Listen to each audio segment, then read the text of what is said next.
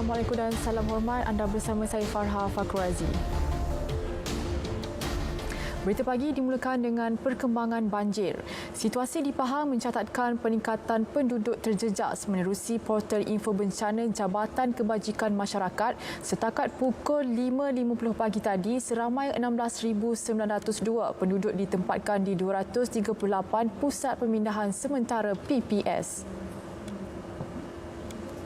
Jumlah berkenaan meningkat lebih 1,000 orang berbanding data pada pukul 10 malam. Kesemua mereka kini berada di 10 daerah. Berar merupakan daerah ke-10 terjejas dengan merekodkan 133 penduduk. Maran menjadi daerah paling teruk dilanda banjir apabila 4,561 penduduk telah dipindahkan di 32 PPS. Ia diikuti daerah Kuantan melibatkan 3,718 penduduk yang dipindahkan ke 34 PPS. Lipis pula merekodkan ramai 2,182 orang penduduk di 42 PPS.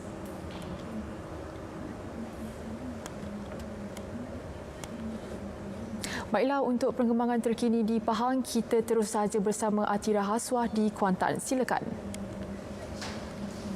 Terima kasih Farha. Saya kini berada di Dewan Orang Ramai Kampung Sri Damai di mana merupakan salah satu pusat pemindahan sementara PPS di Kuantan yang mana mengikut statistik yang dikeluarkan oleh pihak berkuasa, daerah ini merupakan daerah kedua yang terjejas banjir dengan pembukaan 34 PPS yang menempatkan 3,718 orang daripada 1,006 keluarga. Manakala Maran kekal menjadi daerah yang paling terjejas di Pahang yang menempatkan seramai 4,561 orang di 32 PPS sehingga menyebabkan bandar Maran hampir lumpuh. Sementara itu juga keadaan banjir di daerah Lipis pula semakin menunjukkan peningkatan dengan 2,182 penduduk yang ditempatkan di 42 PPS. Seterusnya diikuti Jerantut 1,787 orang dengan 34 PPS. Daerah Raut pula telah dibuka dengan sebanyak 44 PPS dengan menempatkan 1,862 orang dan meninjau statistik di Rompin pula sebanyak 10 PPS dibuka dengan menempatkan 954 penduduk, manakala dua daerah terakhir iaitu Pekan dan Bentong masing-masing mencatatkan jumlah penduduk terjejas seramai 279 orang dan 198 orang. Ini menjadikan Pahang negeri yang paling terjejas di mana jumlah kini telah pun mencatat ataupun mencecah seramai 16,902 orang daripada 4,342 keluarga dengan sebanyak 234 PPS telah pun dibuka dan difahamkan peningkatan mendadak jumlah penduduk yang dipindahkan di Pahang ini adalah ekoran daripada sungai di sekitar beberapa daerah di Pahang telah pun menunjukkan telah pun melepasi paras normal sehingga pun mencecah paras yang bahaya. Oleh itu, anda yang berada di kawasan berisiko tinggi, ambillah inisiatif awal dengan bersiap siaga lebih awal untuk menyimpan dokumen-dokumen penting di tempat yang selamat dan diingatkan juga anda tidak mengambil mana-mana risiko untuk meredah mana-mana banjir dan sekiranya perlukan bantuan ataupun pertolongan, segera laporkan kepada pihak yang berkuasa. Jadi saya kira itu saja dari saya, Atira Haswah di Kuantan. Kembali semula kepada Farha. Baik, terima kasih Atira. Negeri yang mencatatkan jumlah penduduk terjejas kedua tertinggi pula adalah Johor dengan merekodkan 5,441 orang. Kesemua mereka ditempatkan di 52 pusat pemindahan sementara di 7 daerah. Untuk perkembangan terkini situasi semasa di sana, kita bersama Anas Mat Nur yang berada di Kota Tinggi. Silakan Anas. Ya Farha, terima kasih. Begini keadaan pada awal pagi di daerah Kota Tinggi, salah sebuah daerah yang terjejas banjir sejak Sabtu lalu dan sehingga pagi ini 7 daerah masih lagi terjejas. Kota Tinggi merupakan daerah yang paling teruk terjejas dengan lebih 2,700 penduduk dipindahkan sehingga awal pagi tadi. Dan keadaan ini juga hampir sama berlaku kira-kira 15 tahun lalu. Bandar Kota Tinggi ini lumpuh sepenuhnya apabila dinaiki air dan semua premis di pusat bandar ditutup kerana semua jalan dari arah Johor Bahru, Mersing dan juga Keluang dinaiki air dan tidak boleh dilalui kenderaan, terutamanya kenderaan ringan seperti motosikal dan juga kereta. Namun pagi tadi ketika kami menuju ke lokasi ini, terdapat juga beberapa buah kenderaan cuba untuk meredah air banjir, namun risiko perlu ditanggung oleh para pengguna jalan raya tersebut seperti yang diingatkan oleh Pengarah Jabatan Bomba dan Penyelamat Negeri Johor Johor semalam, Datuk Yahya Madis mengingatkan para pengguna untuk tidak mengambil risiko menyeberang air banjir, terutama kenderaan ringan, kerana mungkin boleh mendatangkan risiko seperti kemalangan dan juga dihanyutkan. Seperti yang berlaku di Keluang baru-baru ini, apabila salah seorang penduduk terjejas cuba untuk meredah air dan juga mengalami sedikit kecelakaan sehingga meragut nyawa. Jadi itu ingatan juga kepada semua pengguna untuk tidak mengambil risiko untuk meredah laluan, terutamanya di mana lokasi banjir berlaku. Selain daripada jalan masuk ke Kota Tinggi ini, laluan jalan Kota Tinggi ke Mersing juga terdapat beberapa bahagian laluan ditutup untuk kenderaan ringan kerana dinaiki air.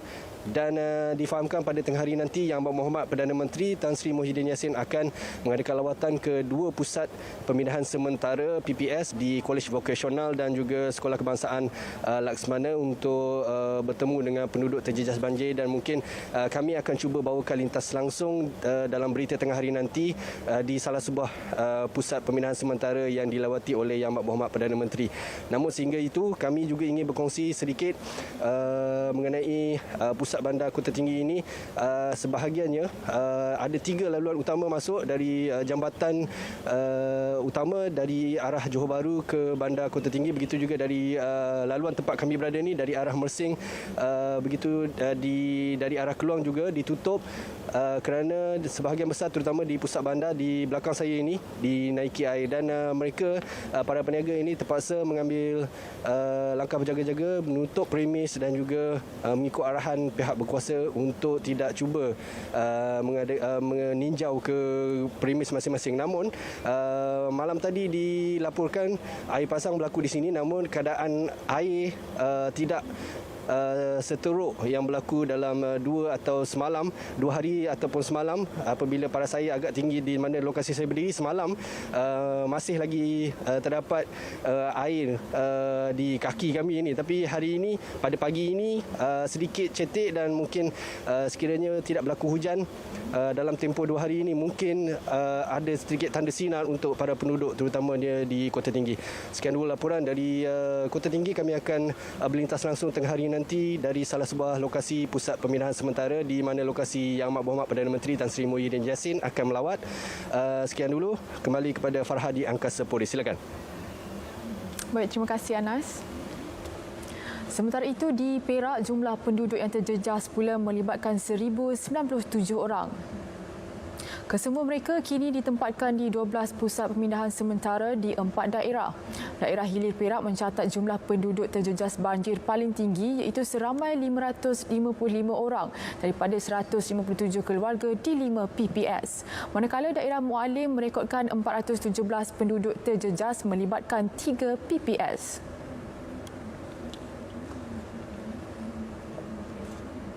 Di Terengganu, setakat pukul 6 pagi, 1,059 penduduk terjejas telah dipindahkan. Ia membabitkan 327 keluarga yang ditempatkan di 11 pusat pemindahan sementara. Kemaman merekodkan 905 penduduk yang ditempatkan di 8 PPS, manakala Dungun 154 orang di 3 PPS.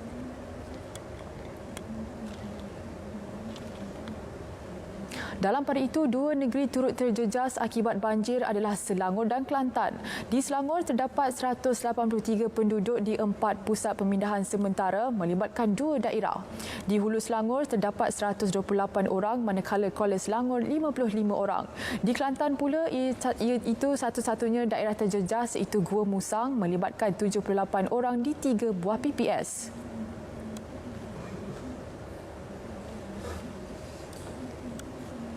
Dua beranak dikhawatiri lemah selepas bot dinaiki mereka bersama ahli keluarga lain karam ketika cuba merentasi Sungai Jelai dekat Kampung Bertang di Lipis, Pahang. Ketika kejadian mangsa, Rozi Omar 52 tahun bersama anaknya Zakirah Ahmad Hussein 19 tahun. Turut sama menaiki bot berkenaan suaminya Ahmad Hussein Mat Aris 52 tahun dan seorang lagi anak mereka Nur Aina 23 tahun. Penghulu Mukim Ulu Jelai Ashar Amin Ahmad berkata, keluarga terbabit difahamkan cuba merentasi sungai untuk meninjau keadaan kediaman mereka yang ditenggelami banjir. Katanya laporan kejadian diterima daripada Pengerusi Jawatankuasa Kemajuan dan Kemakmuran Kampung JKKK, Kampung Bertang kira-kira jam 12.30 hari semalam. Setakat ini, kedua-dua mangsa iaitu Rozi dan anaknya Zakirah gagal dikesan. Suami Rozi, Ahmad Hussein dan Nur Aina berjaya menyelamatkan diri sebaik insiden berlaku berhampiran jambatan gantung Kampung Bertang. Ashar Amin berkata pihaknya sudah memaklumkan mengenai kejadian itu kepada pihak polis dan operasi mencari serta menyelamat mangsa sedang dilakukan dengan kerjasama penduduk kampung.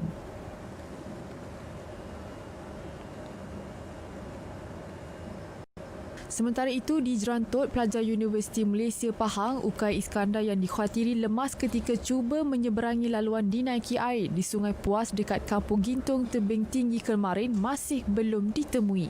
Ketua Polis Daerah Jerantut, Superintendent Mazlan Hassan ketika dihubungi berkata, operasi mencari dan menyelamat diteruskan pagi semalam oleh sepasukan pegawai dan anggota polis dengan kerjasama Jabatan Bomba dan Penyelamat Malaysia serta penduduk kampung.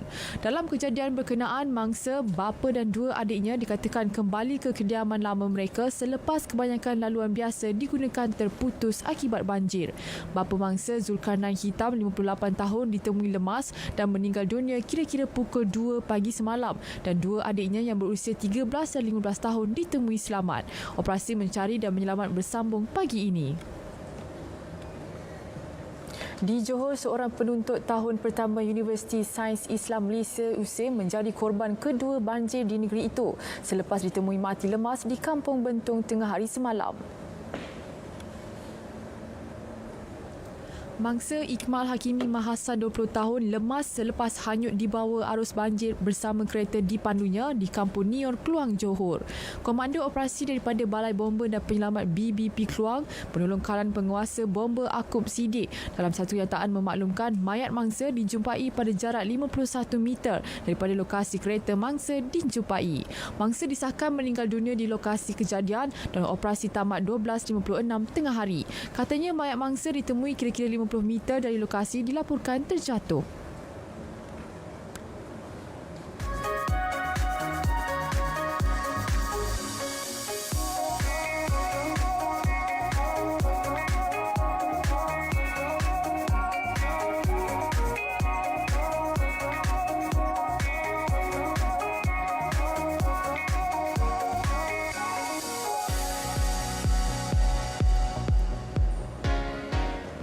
Baik, masih lagi mengenai banjir.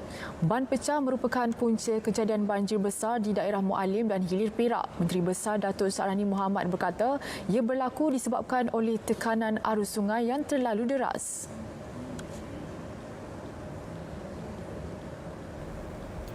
Jelas beliau, pembinaan ban oleh Jabatan Pengairan dan Saliran JPS adalah langkah jangka panjang bagi mengelak berlakunya kejadian banjir. Kawasan ini tak pernah banjir. Katanya 1971 paling akhir banjir. Jadi apa yang telah dibuat oleh JPS selama ini memang adalah untuk jangka masa panjang. Cuma bila berlaku seperti ini yang di luar dugaan kita lah. Di luar dugaan kita, maka kita kena buat langkah-langkah mitigasi untuk jangka masa pendek dan jangka panjang. Beliau berkata demikian selepas melawat penduduk terjejas banjir di pusat pemindahan sementara Dewan Kemas di Taman Slipermai. RM8 juta diperuntukkan bagi penyediaan keperluan asas bagi menampung keperluan semasa penduduk terjejas banjir. Ia meliputi makanan kering, tilam, selimut dan bantal di 8 depo seluruh negara. Menteri Pembangunan Wanita, Keluarga dan Masyarakat Datuk Seri Rina Muhammad Harun berkata, daripada jumlah itu RM1 juta diperuntukkan untuk Pahang yang telah merekodkan penduduk terjejas banjir tertinggi setakat ini. Datuk Seri Rina berkata demikian menerusi kenyataan media selepas melawat penduduk terjejas banjir di PPS sekitar Raub. Beliau turut mengingatkan penduduk dan petugas Jabatan Kebajikan Masyarakat agar terus mematuhi SOP dan mengamalkan norma baharu sepanjang berada di pusat pemindahan sementara. Beralih ke situasi COVID-19. Kementerian Kesihatan sedang mempertimbang untuk mengasing dan mengkuarantin pesakit COVID-19 yang tidak bergejala dan bergejala ringan di rumah. Ketua Pengarah Kesihatan Tan Sri Dr. Nur Hisham Abdullah berkata, jumlah kes aktif dengan kebolehjangkitan COVID-19 kini menghampiri kapasiti maksimum untuk ditempatkan di hospital serta pusat kuarantin dan rawatan COVID-19 PKRC.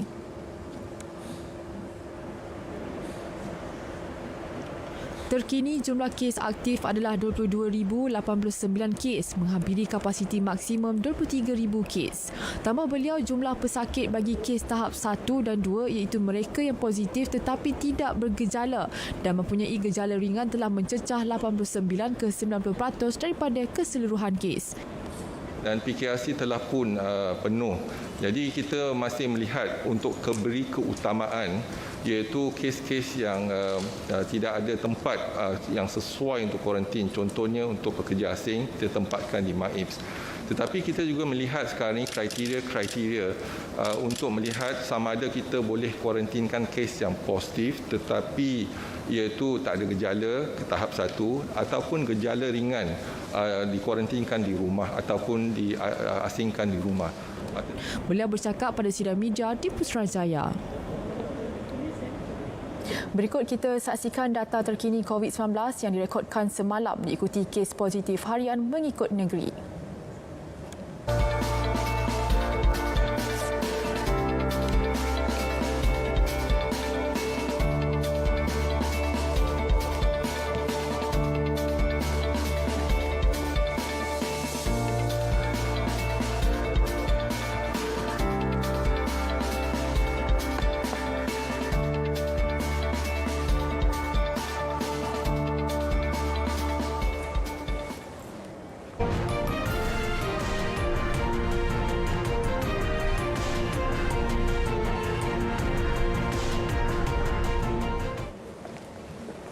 Baik, kita beralih ke perkembangan luar negara.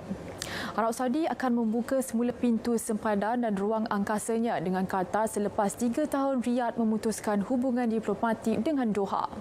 Perkara berkenaan disahkan Menteri Luar Kuwait Ahmad Nasir Al-Sabah. وبناء على اقتراح صاحب السمو الشيخ نواف الأحمد الصباح أمير البلاد المفدى حفظه الله فقد تم الاتفاق على فتح الأجواء والحدود البرية والبحرية بين المملكة العربية السعودية ودولة قطر اعتبارا من مساء هذا اليوم. Pengumuman terbaru itu dibuat menjelang sidang kemuncak tahunan Majlis Kerjasama Teluk GCC yang berlangsung di Arab Saudi. Arab Saudi dan sekutunya iaitu Emirat Arab Bersatu, Bahrain dan Mesir memutuskan hubungan diplomatik dengan Qatar pada 2017 susulan dakwaan Doha terlibat melindungi pengganas dan rapat dengan Iran.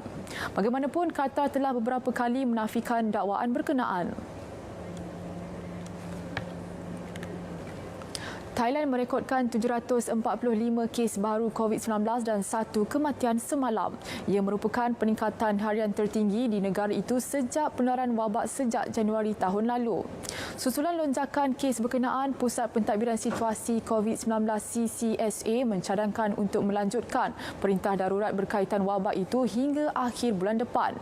Tempoh darurat ketika ini berakhir 15 Januari depan. Ia adalah lanjutan kali ke-9 sejak dikuatkuasakan pada 26 Mac tahun lalu bagi membendung penularan wabak itu.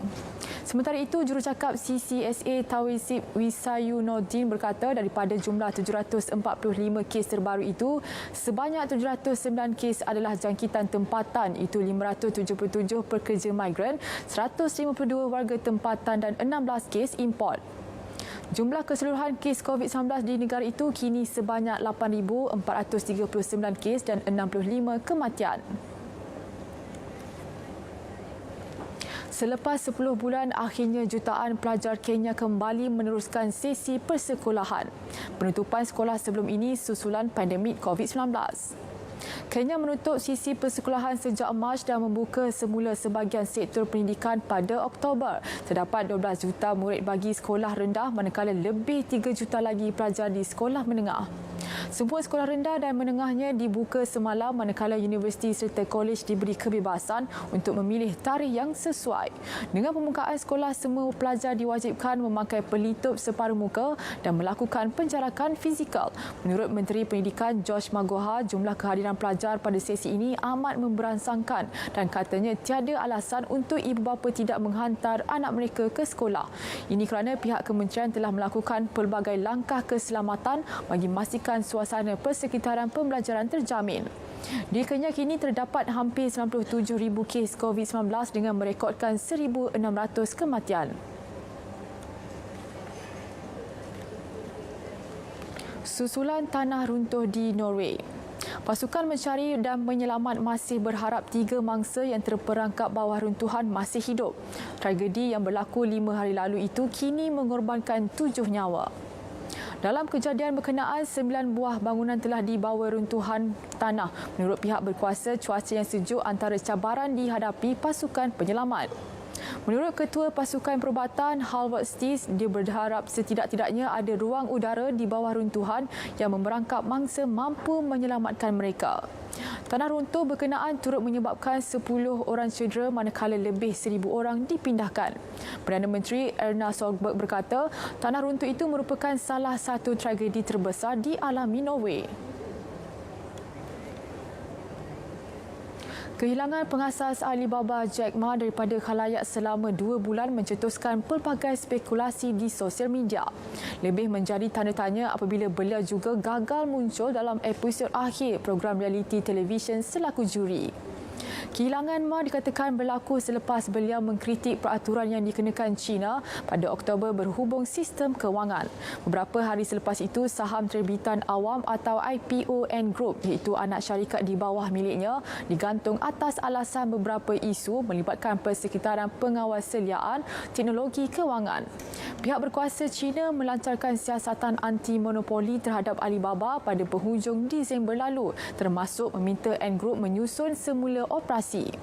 Menurut Reuters, apabila ditanya berhubung ketidakhadiran Ma sebagai juri dalam program televisyen, jurucakap Alibaba menyatakan ia disebabkan terdapat konflik penjadualan namun enggan mengulas lebih lanjut.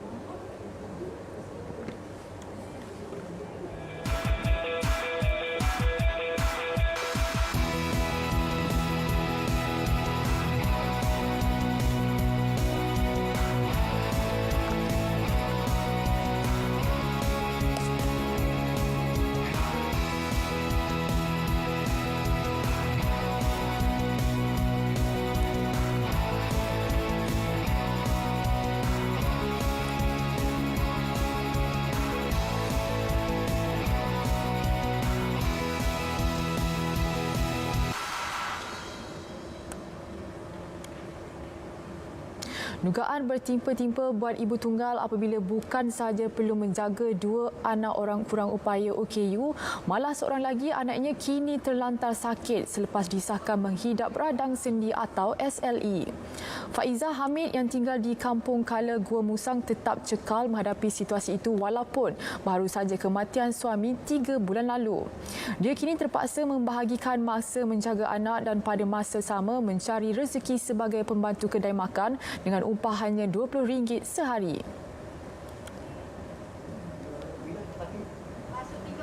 Anak keduanya Muhammad Haikal Ikhwan Ibrahim 18 tahun mengidap penyakit saraf punggung dan anak bongsunya Muhammad Safiq Nasaruddin 15 tahun adalah OKU lembab. Manakala anak sulungnya Nur Farihan Salwani 22 tahun tidak dapat berjalan dan terlantar sakit kerana mengidap penyakit SLE. Sebagai untuk mandi dia ni usunglah semua anak-anak saya sekali untuk pergi bilik air lah. Sekarang ni untuk bantu tu susahlah sikit sebab dia kena angkat pergi sana. Prihatin dengan nasib Faizah, Kelab Jalinan Ikatan Kasih JIK menghulur sumbangan. Pengerusinya Syamsina Ahmad Kamal berkata, kisah ibu tunggal ini diketahuinya daripada Adun Nenggiri Abdul Aziz Yusof yang berkunjung menyampaikan bantuan. Pada hemah saya lah, bantuan yang dinyatakan oleh ibu dia tu memang kita perlukan juga lah. Seperti dia bagi tangan dia tilam semua dan kos perubatan, katil apa semua. Dan saya juga berharap adalah orang kata sukarela yang saya tengok Yang paling penting sekarang ni adik Wani ni dia memerlukan untuk buat senaman fisioterapi. Jadi dia kalau boleh dengan keadaan kekurangan pada keluarga ni dengan tiada pengangkutan, nak pergi susahnya dengan ibunya bekerja dengan anak-anaknya lagi. Jadi adalah pihak-pihak tertentu yang dapat boleh membantu juga. Orang ramai yang bersimpati dengan nasib Faizah boleh menghulurkan sumbangan pada akaun tertera.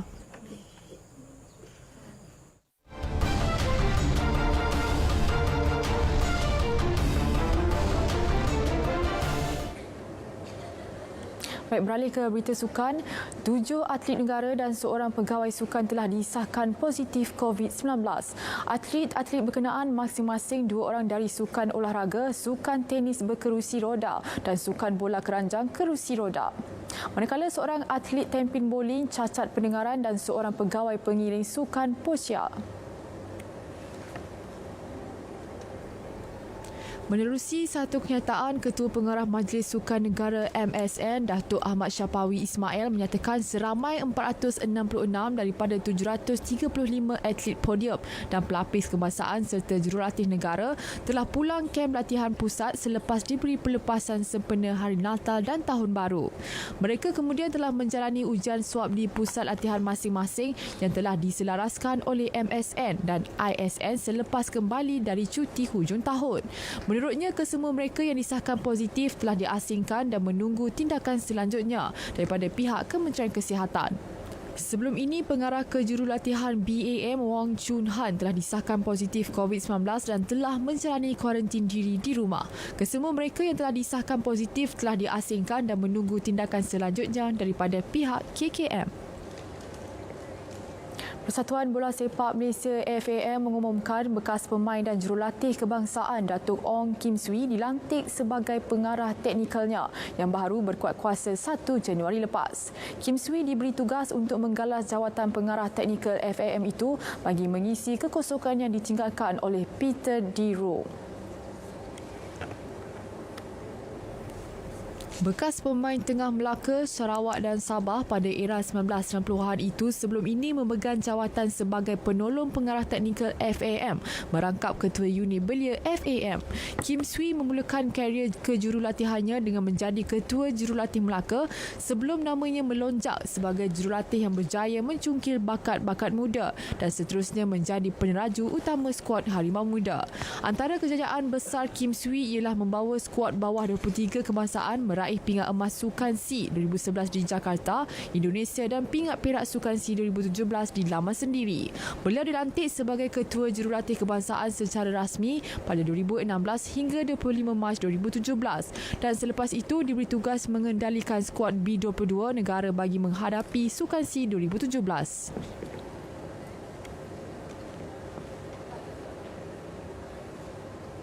Baik, berita pagi berakhir di sini. Bersama-sama kita mengekang penularan COVID-19. Dan bagi anda yang berada di kawasan terjejas banjir, sentiasa berwaspada dan tidak menghampiri kawasan berisiko. Saya Farha Fakrazi. Assalamualaikum dan salam hormat.